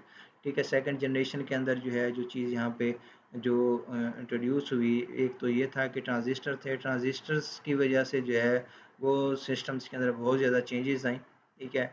तो यहाँ पे एक एग्जांपल मैं आपके साथ शेयर करूँगा सिस्टम की। यहाँ पे अगर आप देखें तो ये एक सिस्टम का एक आर्किटेक्चर था। ठीक है। सिस्टम का नाम था IBM 7094 कॉन्फ़िगरेशन। यहाँ पे अगर आप यहाँ पे देखें तो यहाँ पे आपको CPU, मल्टीप्लेक्सर, मेमोरी नज़र आ रहे हैं। CPU और मेमोरी से आप फेमिलियर हैं। मल्टीप्लेक्सर का मतलब होता है कि ये पॉइंट ऑफ टर्मिनेशन कहलाता होता है। ठीक है। तो यहाँ पे यहाँ पे जो हमारे पास यहाँ पे प्रोसेस है, यहाँ पे जो एक चीज़ यहाँ पे आपको शो हो रही है वो है डाटा चैनल। डाटा चैनल का इस्तेमाल जो है ये सेकंड जनरेशन कंप्यूटर के अंदर इसको यूज़ किया गया था। डाटा चैनल का इस्तेमाल किया गया। डाटा चैनल बेसिकली क्या थे? डाटा चैनल इंडिविजुअली जो है वो कुछ कंपोनेंट्स को डील करते थे। अब यहाँ पे आपको एक सिस्टम के अंदर ये जो सिस्टम का यहाँ पे मॉडल है आपको यहाँ पे नज़र आ रहा है, 4 डाटा चैनल यूज़ हो रहे हैं। चारों डाटा चैनल जो हैं वो सिस्टम के डिफरेंट कंपोनेंट्स को यहाँ पे डील कर रहे हैं। जैसे ये डाटा चैनल, ये मैग्नेटिक टेप, पंच कार्ड जो है, लाइन प्रिंटर है, कार्ड रीडर को यहाँ पे डील कर रहा है। ये डाटा चैनल जो है वो ड्रम और डिस्क को यहाँ पे डील कर रहा है। ये डाटा चैनल जो है वो डिस्क हाइपर टेप को कर रहा है। ये डाटा चैनल जो है टेली प्रोसेसिंग इक्विपमेंट को कर रहा है। तो इसका मतलब है कि हर डाटा चैनल जो है वो एक स्पेसिफिक जो है वो कंपोनेंट को यहाँ पे डील कर रहा है। अब इसका मतलब है कि ये डाटा चैनल इनको फैसिलिटेट नहीं कर सकता। ये इंडिविजुअली डाटा चैनल जो हैं वो हर चीज़ को यहाँ पे जो है उन्होंने डेडिकेटेडली जो है वो प्रोग्राम यहाँ पे कर रहे हैं। तो इसका मतलब है कि यहाँ पे आपके पास मल्टीपल प्रोग्राम जो थे टू डाटा चैनल जो है यहाँ पे यूज़ हो रहे थे। तो डाटा चैनल जो है यहाँ पे डिफरेंट जो उसके फंक्शन से डिफरेंट जो उसके कंपोनेंट्स थे उनको लेकर यहाँ पे यूज़ हो रहा है। तो यहाँ पे जब हम इसको डिस्कस करते हैं, जो हमारे पास सेकंड जनरेशन कंप्यूटर थे, ठीक है, तो इसके अंदर जो मोस्ट इम्पॉर्टेंट चीज़ थी वो हमारे पास, जैसे भी मैंने आपको बताया कि डाटा चैनल्स का इस्तेमाल था। ठीक है, डाटा चैनल क्या है? Independent IO module with its own processor and its own instruction set.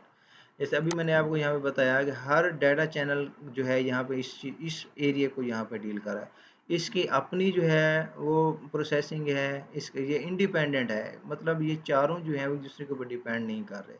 ये अपने हिसाब से अपनी प्रोसेसिंग कर रहा है, ये डाटा चैनल अपने हिसाब से अपनी प्रोसेसिंग कर रहा है। ठीक है, तो उसके अलावा जो है यहाँ पे और जो चीज़ें यहाँ पे यूज़ हुई, बहुत सारी चीज़ें जो है यहाँ पे डाटा चैनल का यहाँ पे यूज़ किया गया। ठीक है, तो उससे ये था कि आपका सिस्टम जो है वो फर्स्ट जनरेशन से उसका एक तो उसका साइज़ कम हो गया। ठीक है, इसी तरह से जो है इसकी जो उसकी परफॉर्मेंस थी वो भी यहाँ पे इन्हांस हो गई। फिर उसके बाद जो है वो थर्ड जनरेशन कंप्यूटर की तरफ हम मूव करते हैं। थर्ड जनरेशन कंप्यूटर जो है वो बेसिकली जब हम डिस्कस करते हैं तो सिस्टम के अंदर आज का जो आपका मॉडर्न सिस्टम है, आज का जो आपके पास कंप्यूटर यहाँ पे मौजूद है, उसके अंदर बहुत सारी ऐसी चीज़ें आप यहाँ पे देखते हैं जो थर्ड जनरेशन के अंदर इंट्रोड्यूस करवाई गई थी और वो स्टिल जो है आप उन चीज़ों को यहाँ पे आज भी देख रहे हैं। ठीक है, तो मोस्टली यही कहा जाता है कि आपके पास आपके सिस्टम की जो जो हमारे पास ये थर्ड जनरेशन है, इसके अंदर आपके सिस्टम के अंदर बहुत ज़्यादा एडवांसमेंट हुई, बहुत ज़्यादा काम हुआ। ठीक है, तो एज़ यूजुअल यहाँ पे जब हम इसको डिस्कस करते हैं थर्ड जनरेशन कंप्यूटर को, इसका ड्यूरेशन जो है वो 1965 से लेकर 1975 तक इसका जो है वो जो इसका ड्यूरेशन है, इसके अंदर जो नई चीज़ इन्वेंट हुई, जैसे फर्स्ट जनरेशन थी वैक्यूम ट्यूब यूज़ हुई, सेकंड जनरेशन थी आपके पास ट्रांजिस्टर आया, जो थर्ड जनरेशन थी आपके पास यहाँ पे आईसीज को जो है यहाँ पे इंट्रोड्यूस करवाया गया। ठीक है, आईसीज जो हैं उनका साइज़ मज़ीद जो है वो ट्रांजिस्टर से कम था। तो जैसे आपके सिस्टम जब हम फर्स्ट जनरेशन को हमने डिस्कस किया, फर्स्ट जनरेशन के अंदर जो है आपके सिस्टम का साइज़ बहुत ज़्यादा बड़ा था। बहुत ज़्यादा बड़ा होने की वजह क्या थी कि आपके पास जो आपके पास वैक्यूम ट्यूब्स थी उनका साइज़ बहुत ज़्यादा बड़ा था और उनकी तादाद बहुत ज़्यादा थी, तो जिसकी वजह से अब सिस्टम का साइज़ ज़्यादा हो गया था। इसी तरह से आपके पास जो है वो फिर ट्रांजिस्टर को रिप्लेस किया गया, सिस्टम का साइज़ जो है वो कम हो गया। तो थर्ड जनरेशन के अंदर जो है वो ट्रांजिस्टर की जगह आईसीस को जो है वो रिप्लेस किया गया। ठीक है, आईसीस के आने की वजह से जो है वो सिस्टम का साइज़ मज़ीद कम हो गया, आपका सिस्टम की परफॉर्मेंस मज़ीद जो है वो बढ़ गई। तो इसके अंदर बहुत सारी चीज़ों को जो है थर्ड जनरेशन के अंदर बहुत सारी ऐसी चीज़ें जो हैं वो इंट्रोड्यूस करवाई गई, जैसे अभी मैंने आपको बताया कि वो चीज़ें स्टिल जो है आप उन चीज़ों को यहाँ पे अभी तक यूज़ कर रहे हैं। जैसे कि मैं उसके अगर एग्जांपल दूँ तो हमारे पास यहाँ पे जो चीज़ नज़र आ रही है वो मेरे पास, जैसे यहाँ पे अगर हम देखते हैं तो हमारे पास फ़ैन है, फ़ैन फॉर हीट डिस्चार्ज। आज भी हम फ़ैन को जो है वो यूज़ करते हैं अपने सिस्टम के अंदर। आप देखें आज भी आपके सिस्टम के अंदर जो है वो फ़ैन यूज़ होते हैं। उसका पर्पज़ क्या होता है, आपका सिस्टम हीट अप हो जाता है, उस हीट को डिस्चार्ज करने के लिए जो है वो फ़ैन का यूज़ किया जाता है, फ़ैन को इसके अंदर इस्तेमाल किया जाता है। वो आपके सिस्टम की जो इंटरनल हीट होती है वो उसको डिस्चार्ज करता रहता है। उससे फ़ायदा ये होता है आपका सिस्टम जो है वो वर्क करता रहता है, स्टेबल रहता है। आपके सिस्टम की जो गर्मी है वो बाहर निकल जाती है, आपके कंपोनेंट्स के जलने का ख़तरा नहीं होता। जो पहले आपके सिस्टम थे उनका जो चलने का टाइम था वो बहुत कम था। जैसे फर्स्ट जनरेशन कंप्यूटर थे शायद में बहुत ज़्यादा बड़े थे, बहुत ज़्यादा उसको जो है वो लोग उसको वर्क करवाते थे, चलाते थे, तो उसको तो थोड़ा सा रेस्ट करना पड़ता था, फिर वो चलाते थे, फिर रेस्ट। तो हमारे पास यहाँ पे जो थर्ड जनरेशन के अंदर कंप्यूटर थे, एक तो ये हीट अप नहीं होते ज़्यादा, उसकी वजह ये है कि आपके सिस्टम की जो इंटरनली जो हीट है वो सारी की सारी यहाँ पे डिस्चार्ज हो जाती है। उसके अंदर जो सेकेंडली चीज़ यहाँ पे इंट्रोड्यूस हुई, यहाँ पे आप देख सकते हैं कि यहाँ पे जो हमारे पास आईओ डिवाइसेस का इस्तेमाल जो है, मुख्तलिफ आईओ डिवाइसेस जो हैं उनको यहाँ पे इंट्रोड्यूस करवाया गया। जो आज हम देख रहे हैं हमारे पास इनपुट डिवाइसेस हैं, आउटपुट डिवाइसेस हैं, मोस्टली जो है वो थर्ड जनरेशन कंप्यूटर के अंदर जो है ये सारी चीज़ें यहाँ पे इंट्रोड्यूस हुई। जो एक और चीज़ यहाँ पे है, ये सारी हाई लेवल लैंग्वेजेस को जो थर्ड जनरेशन कंप्यूटर हैं जो सपोर्ट करते थे, पोर्ट्स को जो है वेरी फर्स्ट टाइम जो है वो थर्ड जनरेशन कंप्यूटर के अंदर पोर्ट्स को इंट्रोड्यूस करवाया गया। पोर्ट्स का इस्तेमाल थर्ड जनरेशन कंप्यूटर के अंदर किया गया। जो आपके पास डिफरेंट सिस्टम के अंदर आज आप पोर्ट्स देख रहे हैं, ठीक है। जो सिस्टम की मेन मेमोरी का साइज़ था उसको थोड़ा सा जो है वो इंक्रीज़ किया गया। तो आज आप देख सकते हैं जो हमारे पास आईओ डिवाइसेस को यूज़ किया गया, आज हम स्टिल उनको यूज़ कर रहे हैं। पोर्ट्स आज स्टिल जो है हमारे सिस्टम के अंदर मौजूद हैं। आईओ डिवाइसेस आज स्टिल हमारे सिस्टम्स के अंदर मौजूद हैं। इसी तरह से फ़ैन आज जो है वो स्टिल हम फैंस को यूज़ कर रहे हैं सिस्टम के अंदर हीट को डिस्चार्ज करने के लिए। तो ओवरऑल जब हम थर्ड जनरेशन को डिस्कस करते हैं, थर्ड जनरेशन की जब हम बात करते हैं, तो मोस्टली थर्ड जनरेशन के अंदर बहुत ज़्यादा काम हुआ और ये काम आज भी स्टिल हम जो है अपने सिस्टम के अंदर देख रहे हैं। आज भी स्टिल ये हमारे पास सिस्टम के अंदर मौजूद है। उसके बाद हमारे पास जो नेक्स्ट चीज़ आ जाती है, नेक्स्ट जो है वो हमारे पास फोर्थ जनरेशन कंप्यूटर है जिसको हम कहते हैं 1975 से लेकर प्रेजेंट। तो इसका मतलब है कि जो हमारे पास फोर्थ जनरेशन है वो 1975 से चली और अभी तक हमारे पास मौजूद है। जैसे हमने फर्स्ट जनरेशन को डिस्कस किया, सेकंड जनरेशन को डिस्कस किया, थर्ड जनरेशन को डिस्कस किया, उसके अंदर हमने देखा फर्स्ट के अंदर वैक्यूम ट्यूब यूज़ की गई, सेकंड के अंदर जो है वो ट्रांजिस्टर्स को यूज़ किया गया, थर्ड के अंदर जो है हमने आईसीस को यूज़ किया। तो फोर्थ के अंदर जो नई चीज़ डिवेलप हुई वो हमारे पास थी प्रोसेसर। अभी हम स्ट्रक्चर को और प्रोसेसर को इसी वीडियो के अंदर डिस्कस करके हैं। प्रोसेसर का काम बेसिकली क्या होता है, सिस्टम का जिसको हम ब्रेन कहते हैं, इसका काम है डाटा को प्रोसेस करना। आपके सिस्टम की जितनी प्रोसेसिंग है वो सारी की सारी प्रोसेसिंग जो है वो आपका सिस्टम यूनिट करता है। जो हमारे पास जो प्रोसेसर है, सीपीयू है, वो सारा का सारा सारी प्रोसेसिंग जो है वही करता होता है। तो फोर्थ जनरेशन के अंदर प्रोसेसर को जो है वो इंट्रोड्यूस करवाया गया। आज भी हम स्टिल जो है वो प्रोसेसर्स को यूज़ कर रहे हैं। आज भी हमारे पास प्रोसेसर जो हैं वो यूज़ हो रहे हैं, ठीक है। तो आईसीस को रिप्लेस किया प्रोसेसर ने। प्रोसेसर के अंदर जो है फिर मज़ीद फर्दर काम हुआ, फर्दर इसके अंदर जो है वो मज़ीद काम हुआ। फिर कुछ कंसेप्ट को इंट्रोड्यूस करवाया गया, एलएसआई को, वीएलएसआई को, उसके अंदर यूएलएसआई को इंट्रोड्यूस हुआ, ठीक है। एलएसआई क्या है, more than 1000 components can be placed on a single integrated chip. जो 1000 जो हमारे पास चिप्स हैं वो एक सिंगल के ऊपर लगाई जा सकते हैं। इसका वीएलएसआई है 10,000 हैं। फिर हमारे यूएलएसआई को कहते हैं तो 1 मिलियन जो हैं, जो हमारे पास आईसी जो हैं वो एक ही चिप के ऊपर कंसिस्ट हो सकते हैं। इसका मतलब है कि आप देखें जो 1000 चिप्स की पावर थी, आप एक सिंगल प्रोसेसर के ऊपर आप उसको शिफ्ट कर रहे हैं, ठीक है। तो इसका मतलब है जहाँ पे आप 1000 चिप्स को यूज़ कर रहे थे वहाँ पे जस्ट सिंगल जो है वो आपका एक ही प्रोसेसर जो है वो यूज़ हो रहा है। इसी तरह से आप जहाँ पे जो मिलियंस ऑफ जो है वो आईसीस को यूज़ कर रहे थे उसकी सबकी पावर जो है आप सिंपली एक ही चिप के ऊपर, जिसको हम प्रोसेसर कहते हैं, सारी की सारी शिफ्ट कर रहे हैं। तो प्रोसेसर की इन्वेंशन से आज भी आप देखते हैं प्रोसेसर स्टील जो है हम यूज़ कर रहे हैं। तो आल दो कि हमने उसके अंदर मज़ीद बहुत सारी जो है वो फर्दर काम किया है, उसके अंदर बहुत सारी एडवांसमेंट हुई है। आपका प्रोसेसर जब उस टाइम का प्रोसेसर था उससे बहुत ज़्यादा फास्ट है। तो बेसिकली फोर्थ जनरेशन के अंदर हम कहते हैं जो प्रोसेसर की इन्वेंशन से था सिस्टम का जो वो एक रेवोल्यूशन आ गया आपके सिस्टम के अंदर, ठीक है। तो फर्दर हम मूव करते हैं। यहाँ पे मैंने एक लिखा है मूर्स लॉ, ठीक है। मूर्स लॉ को मैंने यहाँ पे डिफाइन करने का पर्पज़ है, एक स्पेसिफिक पर्पज़ है, ठीक है। स्पेसिफिक पर्पज़ ये है, मूर्स जो है वो एक वहद बंदा था, एक जिसने एक कंसेप्ट इंट्रोड्यूस करवाया था कि हम, जैसे अभी मैंने यहाँ पे हमने यहाँ पे डिस्कस किया, हमारे पास जैसे एलएसआई है, वीएलएसआई है, यूएलएसआई है, कि मोर देन 1000 कंपोनेंट। तो इसका मतलब है कि हम बहुत सारे कंपोनेंट को एक सिंगल चिप के ऊपर जो है वो हम शिफ्ट कर सकते हैं। तो आज आप लोग आपके सामने एक कंसेप्ट है, आप कहते हैं हमारे पास सिस्टम जो है वो डुअल कोर है, क्वाड कोर है, ऑक्टा कोर है। आप कोर का कंसेप्ट यूज़ करते हैं, ठीक है। तो बेसिकली ये कंसेप्ट देने वाला पर्सन जो था वो मूर्स था, ठीक है।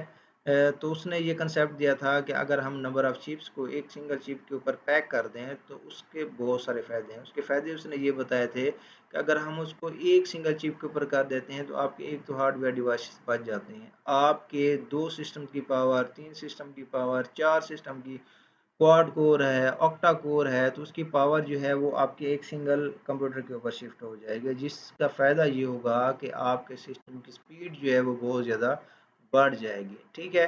तो ये पहला बंदा था, मूस था, जिसने ये कंसेप्ट दिया था कि अगर हम पावर्स को डबल कर दें, पावर्स को बढ़ा दिया जाए, तो उससे फ़ायदा ये होगा कि आपके सिस्टम की परफॉर्मेंस इंक्रीज़ हो जाएगी, परफॉर्मेंस इन्हांस हो जाएगी, बट आपके जो डिवाइसेज़ हैं, जो आपके हार्डवेयर हैं, वो कम होंगे। उसने कुछ जो है मूर्स लॉ ने उसके अंदर पॉइंट्स दिए, वो ये थे, cost of chip has remained virtually unchanged। ठीक है?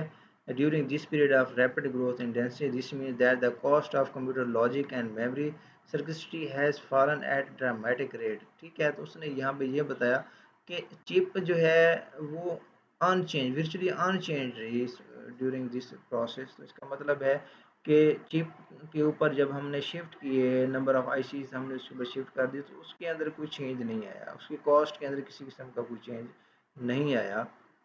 तो उसके अलावा हमने ये था कि प्लेस्ड टुगेदर और more densely packed chips, the electronic path length is shortened, increasing operating speed. जब हमने मुख्तलिफ आईसीज़ को डेंसली पैक कर दिया, जब वो 2 हो गए, 4 हो गए, 8 हो गए, तो उससे क्या हो गया, जो उसकी ऑपरेटिंग स्पीड थी वो बहुत हद तक बढ़ गई। ठीक है? तो आपके कंप्यूटर जो हैं वो स्मॉलर हो गए और मोर कन्वीनियंट हो गए। तो इसका मतलब है, क्योंकि पावर जो है वो डबल हो गई, 4 टाइम इंक्रीज़ हो गई, 8 टाइम इंक्रीज़ हो गई, तो उसका फ़ायदा क्या हुआ कि आपके सिस्टम जो है उसकी स्पीड बहुत हद तक बढ़ गई। ठीक है? तो मूस था, वो पर्सन था जिसने ये कंसेप्ट दिया था। ठीक है? तो उसके बाद हमारे पास फिफ्थ जनरेशन कंप्यूटर हैं। फिफ्थ जनरेशन कंप्यूटर के अंदर जो है जो यूज़ किया गया है कंसेप्ट, वो हमारे पास है आर्टिफिशियल इंटेलिजेंस का। ठीक है? नई चीज़ इसके अंदर कोई इन्वेंट नहीं की गई। जैसे मैंने अभी यहाँ पे फोर्थ जनरेशन जब हम पढ़ रहे थे, डिस्कस कर रहे थे, तो उसके अंदर हमने ये देखा था कि फोर्थ जनरेशन का जो आगाज़ है वो हमारे पास जो है वो 1975 से स्टार्ट हुआ और प्रेजेंट चल रहा है। जब हम फिफ्थ जनरेशन को देखते हैं, तो फिफ्थ जनरेशन जो है यहाँ पे मैंने लिखा हुआ है प्रेजेंट एंड बियॉन्ड। ठीक है? कि ये आज भी चल रही है और आने वाले वक्त में। तो इसके अंदर कंसेप्ट यूज़ किया गया है जिसको हम कहते हैं हमारे पास एज आ आर्टिफिशियल इंटेलिजेंस, जिसको हम एआई कहते हैं। उसका कंसेप्ट जो है इसके अंदर यूज़ किया गया है। तो computer think like human being. कोशिश क्या हो रही है कि कंप्यूटर जो है वो इस तरह से काम करें जिस तरह से कोई इंसान काम करता है। ठीक है? तो इसके अंदर बहुत सारी चीज़ें जो हैं वो डिस्कस करने की कोशिश की जा रही है। आर्टिफिशियल इंटेलिजेंस के अंदर जो है कुछ और चीज़ें, पॉइंट्स हैं इसके अंदर मौजूद हैं।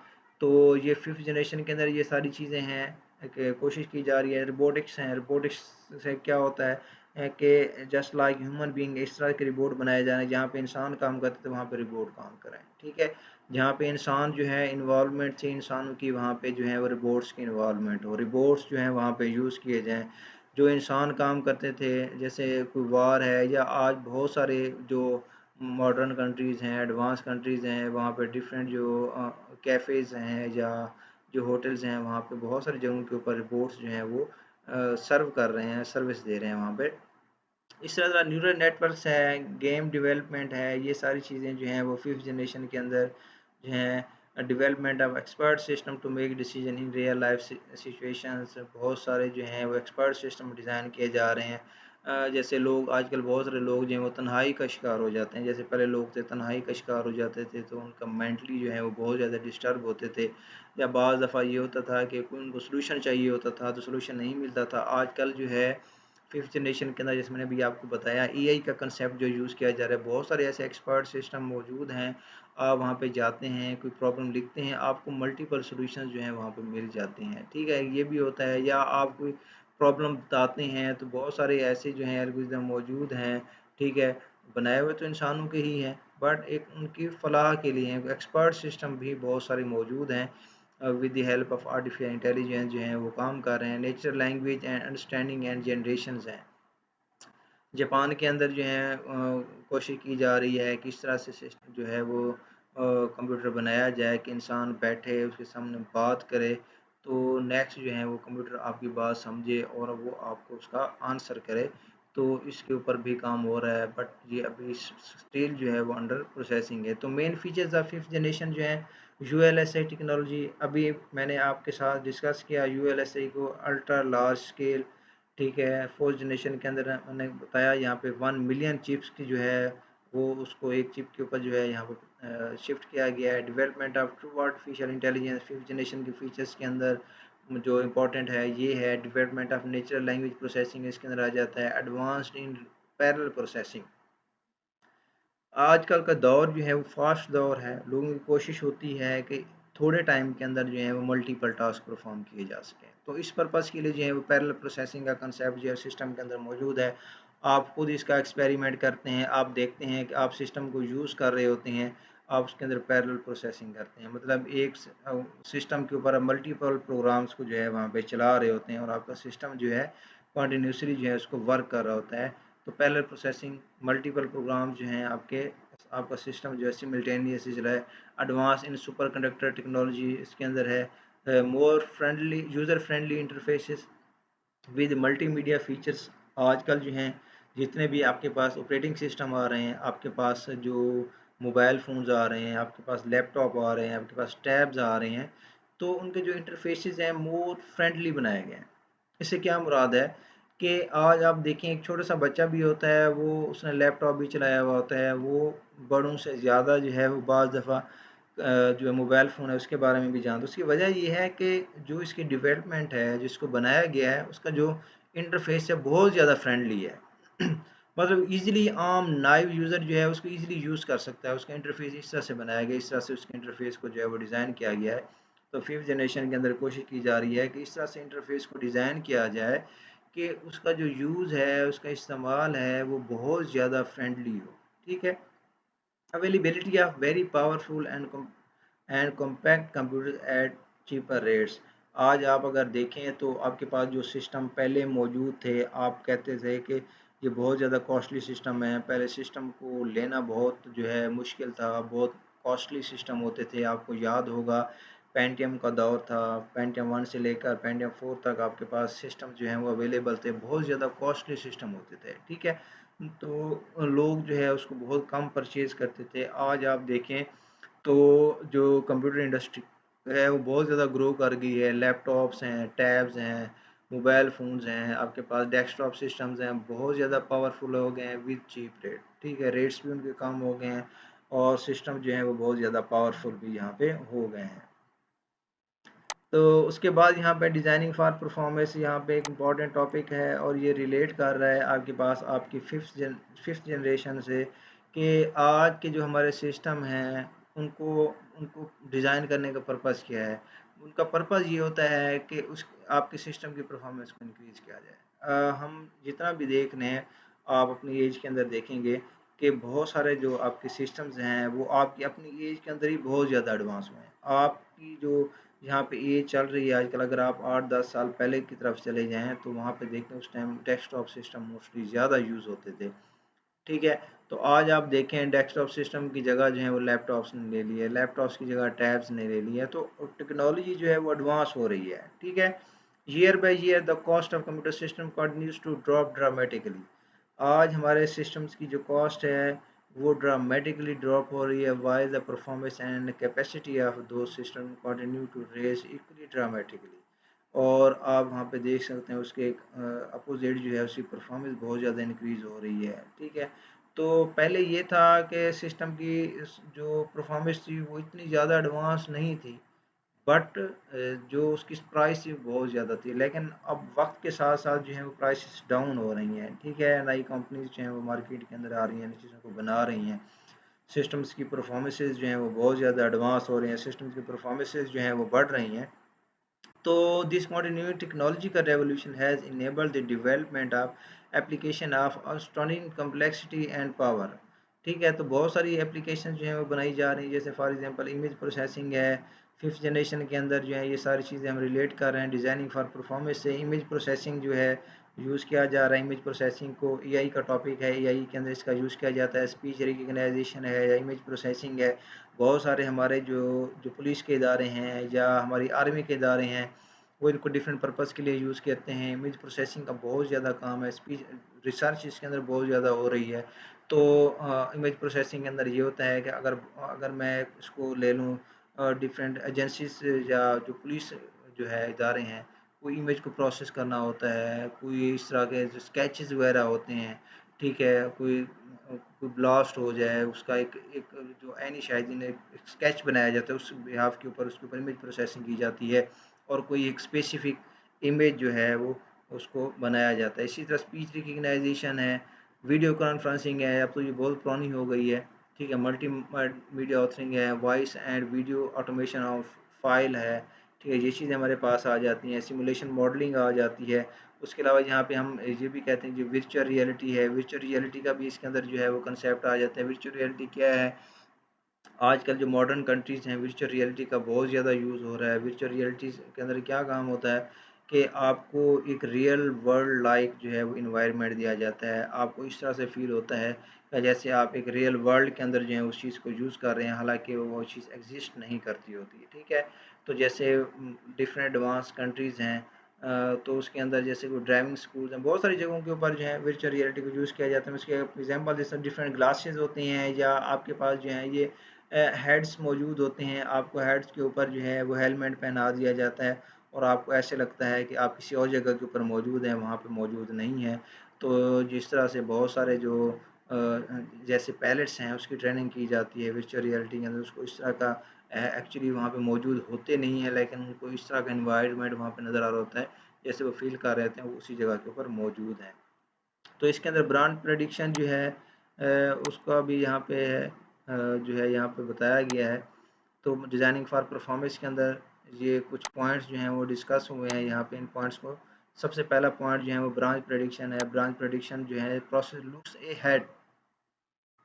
आज आपके सिस्टम के अंदर ये सबसे इम्पोर्टेंट जो है, ये आपके पास एक चीज़ है जो ब्रांच प्रेडिक्शन है। आज आपका सिस्टम एक काम कर रहा है और उस आने वाले काम की वो ऑलरेडी जो एड्रेस है उसको फेच कर लेता है, ठीक है, from memory and predict which branch or group of instruction are likely to process next, ठीक है। हमारा सिस्टम आज एक काम, अब जैसे आपका इंसान का माइंड है, बाज़ दफ़ा ये होता है कि आप एक काम कर रहे होते हैं और आपने माइंड बनाया हुआ होता है कि मैं इस काम के बाद मैं इस काम को करूँगा। इस काम जैसे ये काम ख़त्म होता है, आपके माइंड के अंदर होता है कि मैंने यहाँ पे जाना है और वहाँ पे जाके इस काम को मैंने यहाँ पे जाके करना है। इसी तरह आपका कंप्यूटर सिस्टम के अंदर ब्रांच प्रेडिक्शन का जो कंसेप्ट है कि आपका सिस्टम एक काम कर रहा है, अभी करंटली एक काम कर रहा है और उसी दौरान जो है मेमोरी से एक नेक्स्ट एड्रेस जो है वो फेच कर लेता है, उसके अंदर बताता है कि उसने नेक्स्ट क्या काम करना है। तो इसका एक क्या फ़ायदा होता है? जैसे भी मैंने आपको एग्जांपल दिया, आप ह्यूमन बीइंग की मैंने एग्जांपल दी है कि इंसान बाद में एक काम कर रहा होता है और उसका माइंड होता है ये मैं जब काम करूँगा उसके बाद नेक्स्ट मैंने ये काम करना है। उसका फ़ायदा क्या होता है? टाइम की बचत होती है। ये बाद मैंने ये नहीं सोचना पड़ता, ये अभी मैंने ये काम किया फिर बंदा सोचता रहे फिर नेक्स्ट जो है वो काम की तरफ मूव करे, तो इससे टाइम बहुत ज़्यादा लगता है, ठीक है। तो ब्रांच प्रेडिक्शन के अंदर क्या होता है कि आपके सिस्टम एक टास्क को परफॉर्म कर रहा है और आने वाले टास्क का उसके पास ऑलरेडी एक रिज़ल्ट जो है और उसके पास उसका एड्रेस जो है वो मौजूद होता है। इस चीज़ को हम कहते हैं हमारे पास एज अ ब्रांच प्रोडक्शन है। डाटा फ्लो एनालिसिस हैं, the processor analyse which instruction are dependent on each other results और data to create an optimised schedule of instruction. Data flow analysis के अंदर क्या होता है, बाज़ दफ़ा आपके जो डिफरेंट प्रोग्राम्स होती हैं, एक प्रोग्राम की जो फॉर एग्जाम्पल दो प्रोग्राम है, पहला प्रोग्राम आप चला रहे हैं, अब दूसरा प्रोग्राम है, वो डिपेंड कर रहा होता है पहले प्रोग्राम की आउटपुट के ऊपर कि पहले प्रोग्राम की आउटपुट आएगी तो दूसरा प्रोग्राम वहाँ पे चलेगा, ठीक है। तो आपके सिस्टम के अंदर डाटा फ्लो एनालिसिस का मैकेनिज्म है कि आप जैसे आपका प्रोसेसर है, प्रोसेसर के अंदर जो है जैसे मैंने आपको बताया कंट्रोल यूनिट है, तो वो बेसिकली जो डाटा के फ्लो को एनालिसिस कर रहा होता है, जहाँ पे सपोर्ट की ज़रूरत होती है वहाँ पे उसका सपोर्ट करता है। फॉर एग्जांपल दो प्रोसेस हैं, अगर एक प्रोसेस की आउटपुट जो है वो दूसरे प्रोसेस की इनपुट बनती है तो इस चीज़ को वहाँ पे जो है वो डील कर रहा होता है, ठीक है। तो उसके अलावा स्पेकुलेटिव एग्जीक्यूशन है। इससे क्या है, using branch prediction data flow analysis some processor speculatively execute instruction ahead of their actual appearances in the program execution, holding the result in temporary memory. This enable the processor to keep its execution engine as busy as possible. हुई speculative information execution से क्या मुराद होता है कि results मौजूद होते हैं, आपके पास एक प्रोसेस चल रहा है और उसकी जो आउटपुट आएगी वो टेम्परेरी तौर पे वो अपने पास रखेगा, एक लोकेशन के ऊपर स्टोर हो जाएगी, तो उसकी जो आउटपुट है वो नेक्स्ट आने वाले जो प्रोग्राम है, प्रोसेस है, उसकी एज आ इनपुट बन जाएगी। तो ये इस तरह से आपके पास प्रोसेस जो है वो चलता रहेगा। तो नेक्स्ट उसके बाद जो हमने टॉपिक इसके अंदर देखना है वो improvements in chip organisation and architecture. Chip organisation and architecture के अंदर जो इम्प्रूवमेंट है उसको हमने देखना है।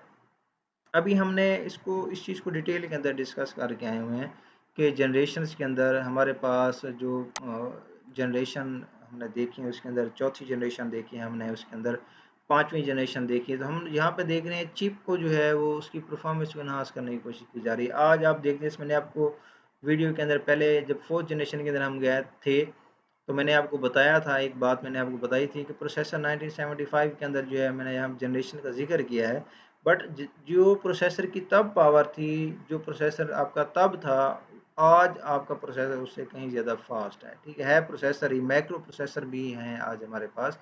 ठीक है, increase the hardware speed of the processor. ठीक है, आप यहाँ पे देखें improvements in chip organisation architecture.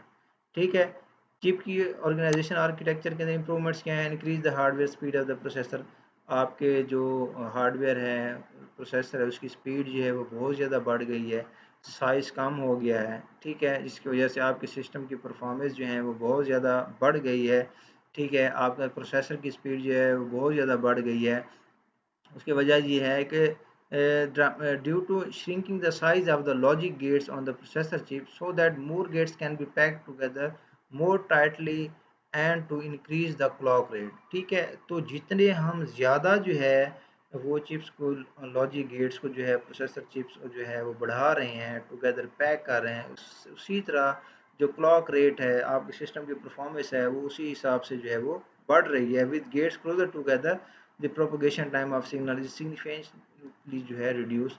तो इससे जो है वो आपका सिस्टम जितने जो है ज़्यादा बढ़ा रहे हैं, क्लॉक रेट बढ़ रहा है, सिस्टम की परफॉर्मेंस जो है वो इंक्रीज़ हो रही है। इन अगर मज़ीद परफॉर्मेंस आप लेना चाहते हैं, मज़ीद सिस्टम आपको जो है वो आप चाहते हैं कि आपको सिस्टम की परफॉर्मेंस जो है और बेहतर हो और उसके अंदर जो है वो ज़्यादा से ज़्यादा चीज़ें जो हैं वो आपके सिस्टम की परफॉर्मेंस के अंदर इन्हांस हो, तो increase the size and speed of cache. Cache के साइज़ को और उसकी स्पीड को जो है वो इंक्रीज़ करना चाहिए, that are interposed between the processor and main memory. ठीक है, तो आने वाली वीडियोस के अंदर मैं आपके साथ इस चीज़ को, इस लेक्चर को भी डिस्कस करूंगा। कैशेस को हम जो है वो डिटेल के अंदर डिस्कस करेंगे कि कैशी मेमोरी का क्या काम है आपके सिस्टम के अंदर, कितना फ़ायदा है आपके सिस्टम के अंदर कैशी मेमोरी का। तो बेसिकली आपके जो कैशी मेमोरी है आपके सिस्टम के अंदर, वो आपके प्रोसेसिंग को कहाँ पे जो है वो फ़ायदा दे रही है, कहाँ पे आपके सिस्टम की स्पीड को जो है वो बढ़ रही है वहाँ पे। तो यहाँ पे भी उसने सिस्टम की इम्प्रूवमेंट, जो परफॉर्मेंस इम्प्रूवमेंट है उसके अंदर यहाँ पे मैंने मेंशन किया है कि जो आपके जो कैशी है उसकी स्पीड को जो है यहाँ पे इंक्रीज किया जाए, in particularly by detecting the portion of the process chip itself the cache access time drop significantly. ठीक है, तो कैशी का काम क्या होता है? जो आपने रिसेंटली कुछ चीज़ें ओपन की हुई होती हैं, फ्रीक्वेंटली आप चीज़ों को ओपन करते हैं, उसका एड्रेस जो है, लिंक जो है आपके सिस्टम के अंदर सेव हो जाता है। नेक्स्ट टाइम जब भी आप उस चीज़ को ओपन करना चाह रहे होते हैं, नेक्स्ट जब भी आप उस चीज़ को ओपन करते हैं, तो आपको बार बार जो है उसको नहीं ओपन करना पड़ता, बार बार नहीं चलाना पड़ता। आप उसको वहाँ से लेते हैं और उसको चलाना स्टार्ट कर देते हैं, जिससे जो प्रोसेसिंग स्पीड है, प्रोसेसिंग पावर जो है वो उससे इंक्रीज़ हो जाती है। ठीक है, तो उसके अलावा make changing the processor organisation and architecture that increase the effect speed of instruction execution. Definitely जैसे आपके सिस्टम का जो परफॉर्मेंस है इंक्रीज हो रही है, उसकी वजह यह है कि जैसे आपके नए डिवाइसेस आ रहे हैं, नई टेक्नोलॉजी इंट्रोड्यूस हो रही हैं, आर्किटेक्चर चेंज हो रहे हैं। आप खुद इसका एक्सपेरिमेंट कर सकते हैं। कुछ अर्सा पहले तक जब आप देखते हैं तो आपके सिस्टम यूनिट था जो जिसको आम तौर पे लोग जो है सीपीयू कहते हैं, वो है नहीं CPU. Basically CPU is a part of system unit. System unit जो बॉक्स एक जो है वो मॉनिटर के साथ मौजूद होता है। ठीक है, आप देखें कुछ अर्सा पहले उसके जो बॉक्स का साइज़ था वो बहुत ज़्यादा बड़े होते थे। आज आप देखें बॉक्स का साइज़ जो है वो कम है। इसका मतलब है आप इंटरनली उसको देखते हैं, लैपटॉप पुराने देखें, उनके आर्किटेक्चर को देखें, आज आपके पास जो लैपटॉप आ रहे हैं, आज आपके पास जो सिस्टम्स आ रहे हैं, आज आप उनको देखें तो उनके साइज़ के अंदर, उनके आर्किटेक्चर के अंदर जो है वो डिफरेंस है, जो आज हमारे पास सिस्टम मौजूद हैं या आज हमारे पास जो चीज़ें मौजूद हैं, ठीक है। तो बेसिकली जिस तरह से उसके आर्किटेक्चर चेंज हो रहा है आपके सिस्टम का, जिस तरह से उसकी ऑर्गेनाइजेशन चेंज हो रही है, उससे जो है पैरेललिज्म आ रहा है। पैरेललिज्म से क्या मुराद है, आज आपके पास जितने भी सिस्टम मौजूद हैं वो पैरेलल प्रोसेसिंग को सपोर्ट कर रहे हैं। पैरेलल प्रोसेसिंग से क्या मुराद है कि मल्टीपल प्रोसेस जो हैं वो आज आपके सिस्टम जो हैं वो सिमिल्टेनियसली रन कर रहे होते हैं। सिमिल्टेनियसली मल्टीपल प्रोग्राम जो हैं वो आपके सिस्टम के ऊपर चल रहे होते हैं और आपका सिस्टम जो है वो उनको वहाँ पे सपोर्ट कर रहा होता है। तो पैरेलल प्रोसेसिंग है, पैरेलल प्रोसेसिंग से जो है वो आपके सिस्टम की स्पीड जो है वो इंक्रीज़ हो जाती है, इनहांस हो जाती है। The dominant factor in performance gain has been increase in clock speed and logic density, ठीक है। तो डेफिनेटली आर्किटेक्चर आपके सिस्टम का जो है ऑर्गेनाइजेशन जो है वो आज के हिसाब से, आजकल के डिवाइसेस के हिसाब से होगी। पैरेललिज्म होगा, पैरेलल प्रोसेसिंग होगी आपके सिस्टम के अंदर, तो डेफिनेटली आप उससे बेहतर परफॉर्मेंस ले सकते हैं। कैशे का साइज़ इंक्रीज़ होगा, कैशे की जो साइज़ ज़्यादा होगा, डेफिनेटली आप अपने सिस्टम की परफॉर्मेंस को इंक्रीज़ कर सकते हैं। इसी तरह से आपका प्रोसेसर की जो है वो स्पीड जो है उसके अंदर इजाफा हो जाता है। तो जो प्रोसेसर की परफॉर्मेंस है उसके अंदर कुछ चीज़ें जो हैं जो इन्वॉल्व होती हैं, वो मैं थोड़ी सी आपके साथ यहाँ पे डिफाइन कर। सबसे पहले पावर है, as the density of logic and clock speed at chip increase so does the power density, ठीक है।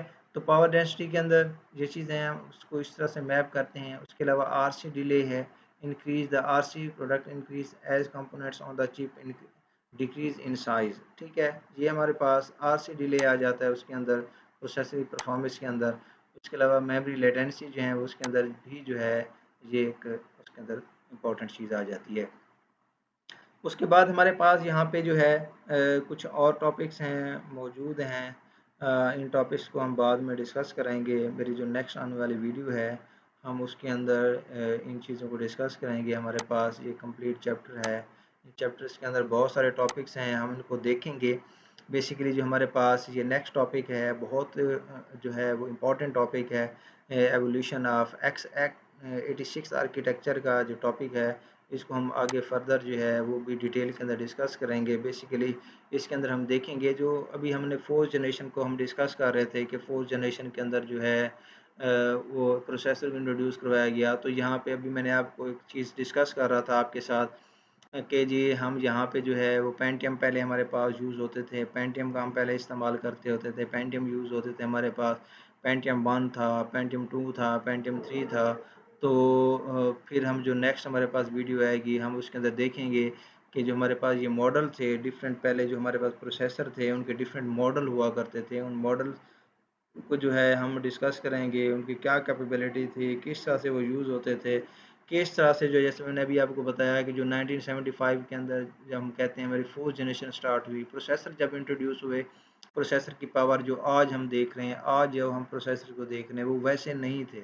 आज आपका प्रोसेसर जैसे बहुत ज़्यादा फास्ट है। तो स्टार्ट के अंदर जो है बहुत सारी चीज़ें इस तरह की, किस तरह से जो है उसके अंदर एडवांसमेंट की गई, किस तरह उसके अंदर डेवलपमेंट की गई, किस तरह से उसकी स्पीड को, प्रोसेस को जो है वो इसके अंदर इन्हांस किया गया, ये सारी चीज़ें जो है इसके अंदर हम देखेंगे। तो जो हमारे नेक्स्ट आने वाली वीडियो है उसके अंदर ये सारी चीज़ों के बारे में आपको डिटेल के अंदर बताऊंगा। होपफुली आज की जो मेरी वीडियो है आपको अच्छी लगी होगी। मेरी नेक्स्ट वीडियो का जो है वो आपने वेट करना है। नेक्स्ट वीडियो जो है वो मैं नेक्स्ट आपके साथ शेयर करूँगा। आज की वीडियो अगर आपको, वीडियो के अंदर लेक्चर जो हैं वो अंडरस्टैंडेबल हैं आपके लिए, आपके फ़ायदे के लिए हैं, तो आपने मेरे चैनल को लाइक और सब्सक्राइब लाजमी करना है और आपने कमेंट सेक्शन के अंदर अपना फ़ीडबैक भी लाजमी देना है। तो नेक्स्ट वीडियो के अंदर मैं मज़ीद जो है कंप्यूटर आर्किटेक्चर से रिलेटेड जो है वो टॉपिक्स को डिस्कस करूँगा। नेक्स्ट आने वाली वीडियोस जो हैं वो मेरी बहुत ज़्यादा इंपॉर्टेंट हैं, बहुत सारी चीज़ें उसके अंदर हम डिस्कस करेंगे, बहुत सारी चीज़ों को हम वहाँ पे देखेंगे, कैशेस को हम डिस्कस करेंगे, ठीक है। तो बहुत ज़्यादा इंपॉर्टेंट चीज़ें हैं जो कि एक आम कंप्यूटर यूज़र को भी पता होनी चाहिए, एक आम जो स्पेशली स्टूडेंट्स जो हैं उनको इसके बारे में सारी कंप्लीट इन्फॉर्मेशन होनी चाहिए। तो होपफुली आपको आज की वीडियो जो है आपको फ़ायदा दिया होगा। तो मेरे चैनल को आपने लाइक और सब्सक्राइब लाजमी करना है और कमेंट सेक्शन के अंदर आपने अपना फीडबैक भी लाजमी देना है।